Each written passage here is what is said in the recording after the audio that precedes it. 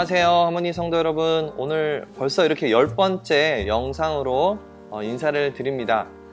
지난주에 또 우리가 살펴봤던 내용, 그리고 또 이번 주에 살펴볼 그 주제는 진실한 사랑은 그때부터 시작이다 라는 주제입니다. 지난 편에 이야기 나누었지만 결혼 생활에서 신앙인으로 누려야 할 능력이 있는데 바로 진리의 힘, 사랑의 힘, 은혜의 힘입니다. 지난주에는 진리의 힘에 대해서 우리가 이야기를 나누었어요. 그러면 오늘은 나머지 부분들에 대해서 좀 이야기를 나누어 보도록 하겠습니다. 먼저 소 제목을 좀 살펴보면 마음을 새롭게 하는 사랑의 힘입니다. 우리는 각자 자신마다 그동안 살아오면서 만들어온 이미지와 그리고 자신에 대한 평가를 가진 채 결혼을 시작하게 됩니다. 그리고 나는 이러한 사람이고 또 나는 이런 류의 사람이다, 이런 각자만의 평가가 있기 마련입니다. 그런데 우리 안에 이렇게 지금까지 차곡차곡 쌓여있던 그런 평가들을, 그런 이미지들을 한 번에 뒤집어 엎을 존재가 삶에 들어오게 됩니다.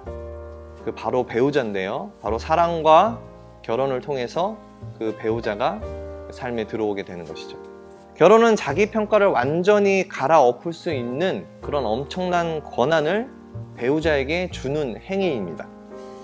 긍정적으로 보면 결혼 관계를 통해서 자기가 가지고 있던 부정적인 평가들을 깨끗이 청산하고 새로운 아주 좋은 자아상을 가질 수 있게 됩니다. 왜냐하면 배우자의 사랑과 그 지지에는 깊고 깊은 마음의 상처들을 치유하는 힘이 있기 때문입니다. 또한 결혼은 두 인간의 인생을 결합시키고 최대한 긴밀하게 연결시키기 때문에 서로에 대한 평가는 확고하고 분명한 신뢰도를 갖게 합니다. 시간이 지나면 지날수록 서로에 대한 지지가 한없는 위로가 되곤 하죠. 또 나를 누구보다 잘 알고 있는 아내나 남편에게서 나오는 말을 통해서 큰 위로를 얻습니다. 이처럼 마음을 새롭게 하는 사랑의 힘은 결혼 관계에서 아주 강력한 힘을 발휘합니다. 결혼 가운데 드러나는 사랑의 치유력은 하나님의 자녀들 속에서 예수님이 드러내시는 치유의 역사의 축소판이라고 할 수 있습니다. 세상은 우리의 죄를 들추고 정죄하지만 하나님의 사랑은 그 죄를 다 덮고도 남으며 그 죄에서 우리를 회복하는 능력이 있습니다. 이처럼 우리의 결혼은 온갖 상처를 치유하고 또 저마다 지닌 남다른 아름다움과 가치를 발견하게 하는 힘을 지녔습니다. 이건 세상의 어떤 인간관계도 흉내낼 수 없는 독특한 힘이죠. 그렇다면 우리는 삶을 치유하는 이 같은 사랑을 어떻게 배우자에게 줄 수 있을까요? 이 팀 켈러 목사님은 자신과 자신의 아내의 성장 배경이 전혀 다름을 책에서 이야기하면서 그 예화의 말미에 이런 이야기를 합니다. 배우자가 살아온 배경을 이해하고 생각하며 그 배우자가 살아온 배경에서 정서적으로 안정되고 가장 소중하게 또 효과적이라고 생각하는 그 배우자가 경험했던 삶의 방식으로 배우자를 사랑하는 법을 배울 필요가 있다라고 전하고 있어요. 남편 또는 아내의 삶에 결혼이 가진 그 재생력과 치유력을 공급받을 방도는 오로지 이길 뿐이다 라고 팀 켈러 목사님은 전하고 있죠. 사실 저도 이 부분을 읽으면서 굉장히 신선한 충격을 받았습니다. 우리가 배우자의 살아왔던 그 삶의 환경들, 그런 것들을 이해해야 된다라고는 많이 들어왔지만 그런 삶의 방식들을 이해하고 또 배워서 그것들을 통해서 배우자에게 행동해야 한다는 것은 저에게도 참 좋은 가르침이었습니다. 그리고 그런 사랑의 힘을 전하기 위해서는 사랑의 언어를 사용해야 합니다. 단 상대방이 원하는 사랑의 언어로 해야 합니다. 게리 체프먼의 그 5가지 사랑의 언어라는 책은 너무나 유명해서 여러분도 잘 아실 거라고 생각을 합니다. 그 책을 통해서 우리가 사랑의 언어라는 개념은 잘 알고 있습니다. 요지는 이거죠. 사랑을 주고 싶다면 받는 쪽에서 어떠한 형태를 원하는지 알고 거기에 맞는 방법으로 전해야 한다는 것입니다. 그리고 사랑은 반드시 말로 표현되어져야 합니다. 직접적이고 그리고 개인적이고 또 구체적이고 또 새로운 방식으로 사랑의 표현과 말들을 배우자에게 전해줘야 합니다. 배우자에게 솔직한 인정, 그리고 칭찬, 그리고 감사, 격려, 위로 등을 끊임없이 전해야 우리의 그 사랑이 전해지는 것이죠. 자, 이러한 사랑의 표현들 중에서 섬김은 가장 강력한 사랑의 신호라고 팀 켈러 목사님은 전하고 있습니다.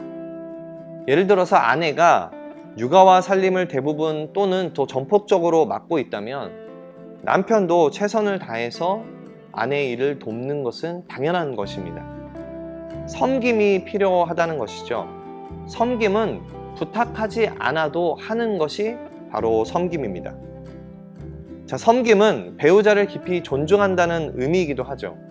자, 그리스도인으로서 섬김의 자세는 필수적으로 가져야 할 신앙의 덕목 중에 하나입니다. 근데 이러한 너무나도 중요한 신앙의 모습이 사랑하는 배우자에게 드러나지 않으면 사실 안 되는 거겠죠. 마지막 결혼 생활의 신앙인이 누려야 할 능력이 바로 은혜의 힘입니다. 자, 우리가 앞서 다루었던 내용들이 여전히도 우리에게 힘들게 다가온다면 그에 대한 해법은 오직 은혜뿐이다 라고 팀 켈러 목사님은 전하고 있습니다. 자, 예수님의 은혜를 경험해야 또 용서와 또 회개라는 결혼 생활의 필수적인 두 가지를 우리가 누릴 수 있게 되는 거죠. 잘 들어보시기 바랍니다. 배우자를 향한 나의 태도나 마음을 잘 뉘우치고 또 배우자가 나를 향한 태도나 마음을 잘 용서해야만 부부의 사랑이 잘 연합될 수 있습니다. 자, 은혜의 힘이 작용되지 않으면 부부간에 서로에 대한 진실과 사랑이 어우러질 수 없는 것이죠. 그렇다면 우리가 은혜의 능력을, 은혜의 그 힘을 경험하려면 어떻게 해야 할까요? 팀 켈러 목사님은 우리가 겸손해야 한다고 전하고 있습니다. 왜냐하면 배우자에 대해서 우월감이나 업심 여기는 마음이 있다면 우리가 전하는 그 진실이 사랑을 집어삼키게 되는 것입니다. 자, 결혼 생활의 변화를 가져오고 진실의 힘과 사랑의 힘을 두루 행사하기 위해서는 배우자를 향한 철저한 겸손과 또 넘치는 또 기쁨과 확신이 있어야 합니다. 그러기 위해서 복음이 주는 은혜를 통해 기쁨과 확신을 경험하고 그 힘으로 결혼 생활을 감당해야 하는 것이죠. 자, 우리가 지금 계속해서 다루는 이 결혼이라는 것은요, 한 인간의 실상에 대해서 고스란히 보여주는 독특한 힘이 있습니다. 또한 사랑에 기대어 과거를 청산하고 자아상을 치유하는 특별한 능력을 또 가졌습니다. 뿐만 아니라 하나님이 예수 그리스도를 통해 베푸신 놀라운 은혜를 깨닫게 하는 아주 기이한 힘도 가졌습니다. 정말 이렇게 어메이징한 일들을 내 인생 가운데 이룰 수 있게 한 사람이 바로 내 앞에 있는 배우자라는 사실입니다. 그렇기 때문에 그 배우자와 더불어 서로 삶 가운데 임하신 하나님의 그 은혜를 기대어 진실의 힘과 사랑의 힘을 나타내며 살 수 있는 것입니다. 우리가 그렇게 살아갈 때 잘 깎고 다듬어 세팅된 보석을 보는 듯 배우자의 아름다움을 우리는 볼 수 있을 것입니다. 그렇게 은혜가 가득한 눈으로 배우자를 바라보시고 아름다운 또 결혼 생활을 하시는 우리 하모니 성도님들 한 분 한 분 되기를 주님의 이름으로 축복드립니다. 오늘도 함께 해주셔서 너무 감사드립니다. 감사합니다.